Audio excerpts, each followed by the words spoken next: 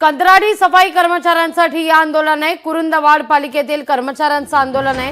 2 महिने पगार न झाल्यामुळे कर्मचारी संतापले आहेत। कुरुंदवाड पालिकेतील कंत्राटी सफाई कर्मचाऱ्यांना मागील 2 महिन्यांपासून पगार न मिळाल्यामुळे गेल्या 4 दिवसांपासून काम बंद आंदोलन सुरू आहे।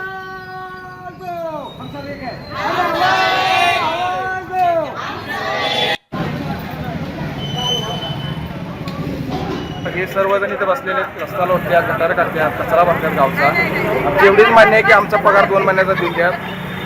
परत सारखं वेळेवर सारखं होतंय। प्रत्येक महिन्याला असं आंदोलन करावं लागते। 3-3 महिने पगार होत नाही आहे। ASIचे आम्हाला कार्ड दिले नाहीत। ASIचे 500 रुपये कट होत्या, ASIचे कार्ड दिले नाहीत। परत आम्ही आता संपावर 3 दिवस झाले। ठेकेदाराने आम्हाला कुणालाही फोन केला नाही, कोणालाही चौकशी केला नाही की मिटूया तुमचा संप, काय असेल ते कामावर या। कुणीही काय बोललं नाही। एवढ्याच मागण्या आहेत की आमचे 2 महिने पगार देतात, आम्ही उद्या जाऊन कामाला येतो आणि ASIचे तेवढे कार्ड वगैरे देतो।